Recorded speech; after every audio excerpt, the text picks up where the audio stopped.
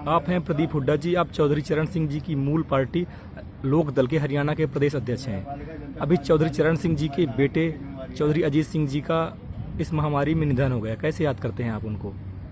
सबसे पहले तो सभी साथियों को नमस्कार और चौधरी अजीत सिंह व सभी किसान शहीदों को श्रद्धांजलि अर्पित करता हूँ।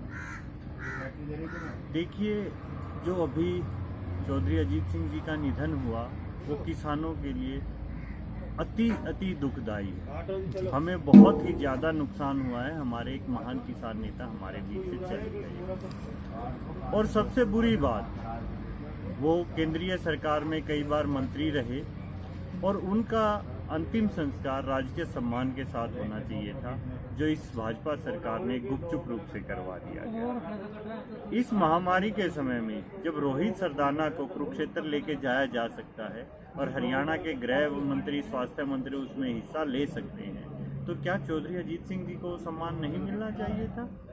ये जानबूझकर किसानों को नीचा दिखाने की सरकार की मंशा है, लेकिन किसान ना डरा है ना झुका है। हाँ, सरकारें हर बार झुकी हैं और किसानों ने बहुत सरकारों को झुकाया है और इस बार भी किसान जीत कर ही जाएंगे। इस किसान आंदोलन को कैसे देखते हैं आप?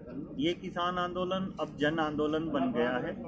जब देश में सरकार होती है तो सरकार का काम होता है लोगों की बात सुनना, और सरकार जब लोगों की बात नहीं सुनती तो विपक्ष का काम होता है लोगों की बात सरकार तक रखना। और जब विपक्ष भी ना सुने तो ऐसे ही हालात होते हैं जैसे आज किसान सड़क पर है। जब देश को, जनता को सड़क पर आना पड़ता है और तब वो सरकार को रीढ़ की हड्डी तक हिला के रख देता है।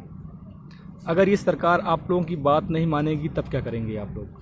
क्यों नहीं मानेगी? किस लिए नहीं मानेगी? और नहीं मानेगी तो मुझे चौधरी चरण सिंह जी की वो बात याद है। वो कुछ किसानों के लिए फाइल लेके गए थे। उस समय मोरारजी देसाई प्रधानमंत्री थे, तो उन्होंने साइन करने से मना कर दिया था। तो तब चौधरी साहब के एक साथी ने कहा था, कोई बात नहीं चौधरी साहब, अब आप प्रधानमंत्री बन के ही इस फाइल पे साइन करें। तो हम प्रधानमंत्री भी बन सकते हैं, हम सरकार बनाते हैं तो खुद भी बन सकते हैं। ये बिल वापसी नहीं लेंगे तो खुद बनकर बिल को फाड़ देंगे। अगर ये बिल वापसी ले लेते हैं, आप लोगों की बात मान जाएंगे, तो उसके बाद क्या करेंगे? क्या आप लोग इस सरकार को बरकरार रखेंगे कि आने वाले समय में बदल देंगे? देखिए, हम लोकतांत्रिक मूल्यों में विश्वास रखने वाले लोग हैं। हम संविधान में विश्वास रखने वाले लोग हैं। हम तानाशाह नहीं है। मोदी और शाह की तरह किसान तानाशाह नहीं है। किसान इस देश के बारे में सोचता है। आज किसान आम जनता की लड़ाई लड़ रहा है। पेट्रोल डीजल के रेट के लिए किसान लड़ रहा है। रेलवे के निजीकरण के विरोध में किसान लड़ रहा है। आम आदमी के लिए किसान लड़ रहा है। और बार बार कहते हैं कि आम आदमी को फर्क नहीं पड़ेगा, तो मैं बताऊं, इस बार किसान को तो सरसों का भाव ठीक मिला है जी, लेकिन वही 5,000 के आसपास एमएसपी हमें मिला। एमएसपी से ऊपर बिकी, लेकिन आज उस सरसों का रेट 8,000 हो गया है।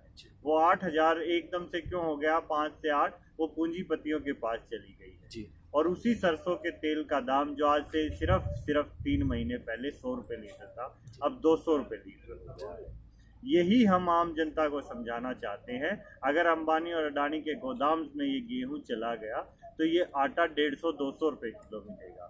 जो मध्यम वर्गीय जनता, जो देश का एक बहुत बड़ा भाग है, उसके लिए खरीदना बहुत ही ज़्यादा मुश्किल हो जाएगा। जो शहरी आबादी के लोग हैं, जब गांव के लोग, गरीब किसान मजदूर अगर सड़क पर आते हैं तो ये लोग इनका उपहास उड़ाते हैं। और आज यही लोग ऑक्सीजन का सिलेंडर ढूंढ रहे हैं। इन लोगों ने नदियों का इस्तेमाल सिर्फ रेत के लिए किया, पेड़ों का इस्तेमाल सिर्फ फर्नीचर के लिए किया, और आज ये लोग ऑक्सीजन का सिलेंडर ढूंढ रहे हैं, सरकार पे रो रहे हैं।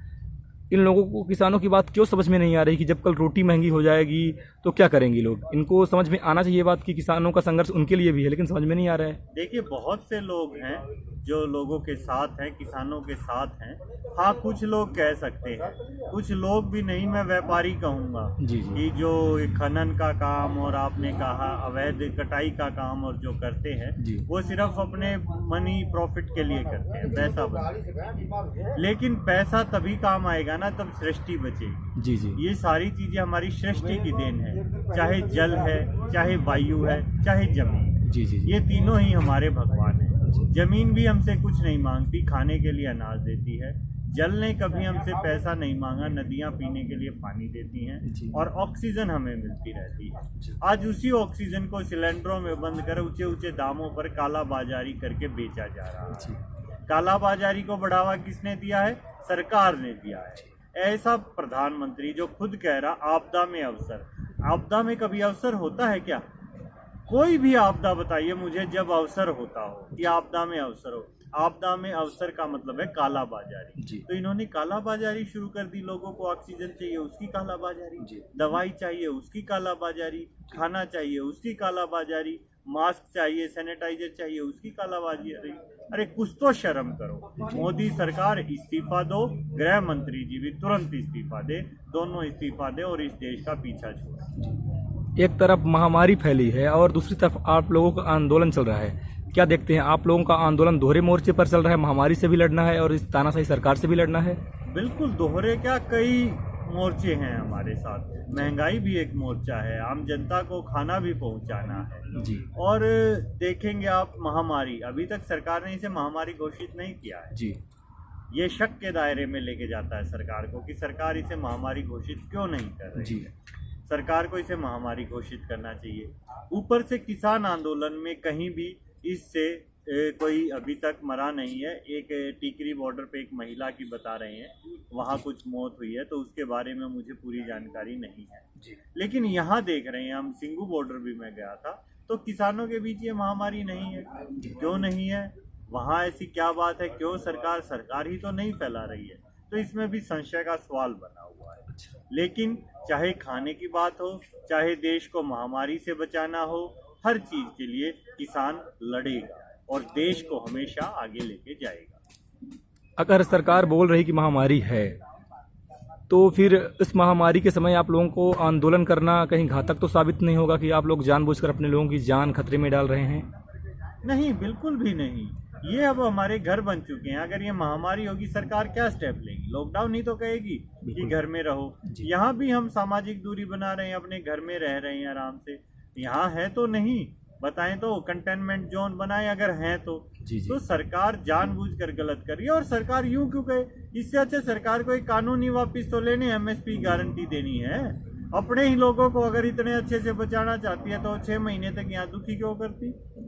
तुरंत वापिस ले कानून, हम अपने घर जाएंगे और देख लेंगे फिर बात को। ये थोड़ी कि टाल दो। क्यों? हम आंदोलन करने के लिए पैदा हुए हैं या देश को चलाने के लिए? देश के नागरिक होने के नाते हम सब का उतना ही बराबर का हक है जितना नरेंद्र मोदी और अमित शाह का है। लेकिन इस आंदोलन की आगे की रणनीति क्या है आप लोगों की? यह आंदोलन आगे कैसे चलेगा? यह आंदोलन आगे, अब किसान अपने तीनों काले कानून वापसी करवाएगा, एमएसपी की गारंटी दिलवाएगा और अब हमने एक नया अध्याय भी जोड़ दिया है। अब हम सरकार भी बनते हैं और सरकार बनाएंगे। बंगाल में हमने बीजेपी को हराया है, अब हम यहाँ किसानों को जिताएंगे। मैं खुद चाहूँगा, अभी संयुक्त किसान मोर्चा फैसला नहीं लिया उन्होंने, लेकिन मेरी खुद की राय है कि सभी किसानों को इस बार सांसद और विधायक बनाया जाए और संसद में भेजा जाए और देश का प्रधानमंत्री एक किसान या किसान पुत्र को बनाया जाए। जी धन्यवाद। जी, बहुत बहुत धन्यवाद उड्डा जी आपका।